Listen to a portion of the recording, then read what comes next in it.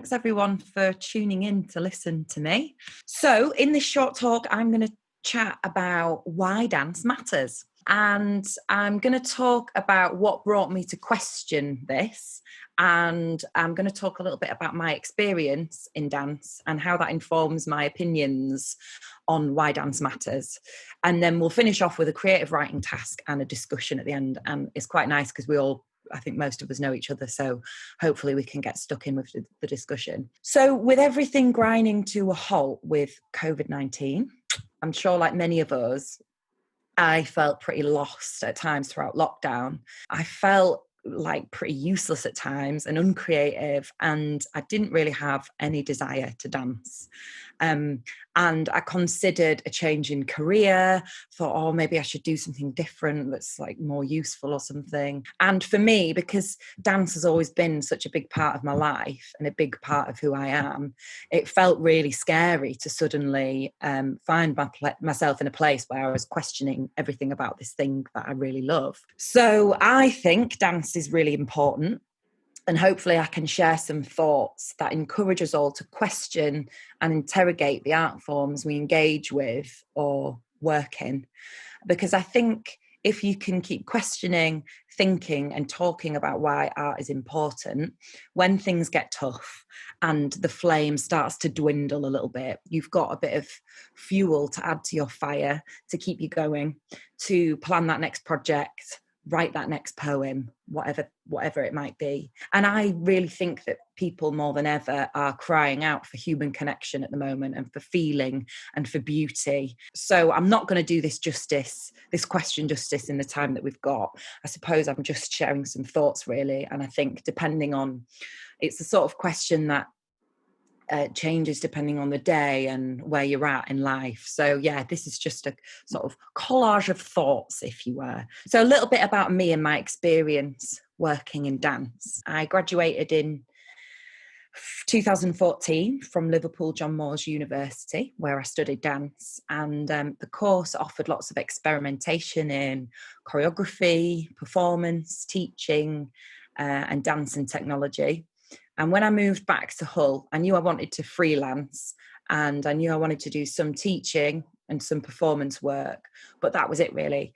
I was really open to sort of trying stuff out. So I threw myself into every opportunity I came across and dipped my hand in lots of different honeypots to find out what I liked, what I was good at. So I began doing lots of work with young people. And I taught for several youth dance companies, which involved teaching contemporary technique and choreographing work with the young people. I taught creative improvisation workshops with early years children and children with learning disabilities. I worked as a drama practitioner for a live storytelling company, which involved making imaginary worlds with primary school children, which was ace. And I engaged in an emerging artist scheme, which allowed me with another dancer to devise our own project around delivering movement workshops with older people with dementia across Hull. And that was probably quite a defining opportunity that I engaged in. And we received mentorship from Dr. Richard Coton, who is a dance movement psychotherapist. And he's been working in the field for years and years and years. And I really felt like I learned a lot from him. I learned about how to hold a space and how to allow the participants in a session, in a workshop, to kind of lead the session. Alongside my teaching and community work, I did lots of performing. I was part of Locust Dance Theatre, which was a dance collective that I set up along with three other dancers in Hull, and we made some work together, and we won a couple of the Hull Dance Prizes. And Locust gave me some really good experience in learning how to collaborate with other artists. I also started dancing for other choreographers, and I benefited a lot in terms of gaining performance experience in 2017. Over the City of Culture year, I got to work with Protein on their Invisible Dancing dances show, and obviously Into the Light, which I think you all know about. Maybe you don't, Michaela, actually. It was a show choreographed by Gary Clark for LGBT 50, and it involved a cast of 50 dancers, mixture of professional dancers and community members. And it coincided with the 50th anniversary since the legalization of homosexuality in the UK. And it was just a really amazing project. So now I'm all guns blazing as Tamar and Joe. So me and Joe started working together as a company about 2 years ago, and things are going really well. We're making our own work in which we choreograph and perform in, and our work is very visual. We do a lot with costume, and this collaboration feels really exciting. And we've got quite similar views, kind of politically, and ideas around our beliefs and stuff. So it feels like a really good match for making work together. And we also work with recent dance graduates and our lovely community in Hull. And we created a show called Unseen Beings for Freedom Festival in 2018, which Michelle D was in. So, reflecting on my experience and the question of why dance matters, I've pulled out a few key elements to chat about. Is joy. So this is the least academic point, but I think it's one of the most important, that remembering why any of us dance in the first place is because it's really fun. And I don't think there's anything much better than dancing in a club at 2 a.m. and absolutely going for it. And, you know, you look around a dance floor and you see circles emerging, and dance it's a ritualistic activity. It's a shared pleasure between people. And I think that's amazing when you look across a dance floor and you see these little groups of people gathering together with their friends. And similarly, in a non-booze context, I'm thinking about our adult dance class, which Becky and Michelle come to.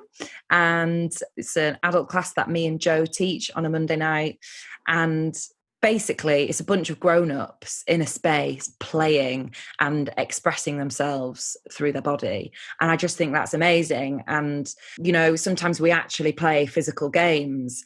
And I think as adults, we forget how to play. And I feel quite lucky working as a dancer that I get to play with other adults. But, you know, that's only when I'm working on a project where we're maybe creating something. And yeah, I think dance helps us to access our inner child, which is often something that we neglect as we grow up. And, you know, we've got busy, hectic 9-to-5 lives. And yeah, I think dance offers us an opportunity to have fun and play together with other grown-ups. So another reason dance matters is that it gets people thinking about things differently, like lots of art forms. So I love seeing dance work, and I aspire to make work that creates an impact, that gets you thinking, questioning, and talking about things differently. Dance is fleeting, isn't it? It's live, it's there, and then it's gone, and it's difficult to commodify. And I think that's pretty radical. So I'm going to read a quote from a US teacher and choreographer called Mary Fulkerson. Just bear with me while I get it up, which I just think hits the nail on the head with this point. So she says, to be a dance artist today is to devote one's creative life to the infinite. There are no definitive answers anymore about how dances should be made. Choreographers search for temporary answers which arise from experience, skill, imagination, and necessity. Creative works then exist within this subtle interface of the moment of their performance and the projected future of time. As dances, these creative works remain printed forever on the souls of those capable of receiving the inscription. Afterwards, not a scrap of material evidence remains. The live performance itself has vanished or become transformed by memory, video, or notation into something else. The dance artist creates a mystery, having the reality of flesh and bone. And I just thought that was ace. And that's definitely, the more academic side. So dance can be life-changing. And I think it helps us to access different parts of ourselves. When I was delivering the project that I mentioned earlier for people with doing movement workshops for people with memory loss problems, I had the pleasure of meeting a chap who used to be a drummer, and he was coming to our movement sessions religiously with his wife. And he'd get involved in the physical activities. And then in the second or third week, we discovered that he used to be a drummer, and he used to play the drums in bands like years and years ago when he was young. And he was quite, at this point, I think it was quite early on in his dementia diagnosis. So we made the discovery that he was a drummer, and we dug out this cajon drum that was in a cupboard, which is one of those kind of square rectangular drums that you sit on and play. And that was it. Like, the project just completely transformed, and he was away and he was just tapping and making all these rhythms. And for the rest of the project, the kind of structure of the sessions changed, and me and the other dance practitioner that were leading it we were the ones that would dance, and this chap would accompany us. So I just thought it was amazing that through this project he was given the space to like rediscover this part of himself that he'd not accessed for many years. And then beyond the project, his wife bought him a drum, and he continued playing, for a time after that.